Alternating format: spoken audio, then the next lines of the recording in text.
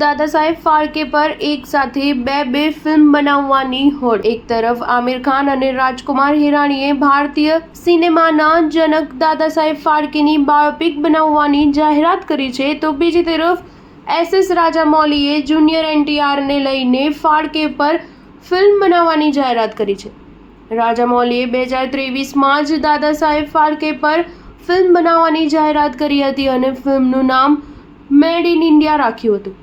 હવે આમિર ખાન અને રાજકુમાર હિરાણીની જોડીએ દાદા સાહેબ ફાળકેની ફિલ્મ બનાવવાની જાહેરાત કરી નાખી છે। આમિરની ફિલ્મનું શૂટિંગ ઓક્ટોબર 2025થી શરૂ થવાનું છે।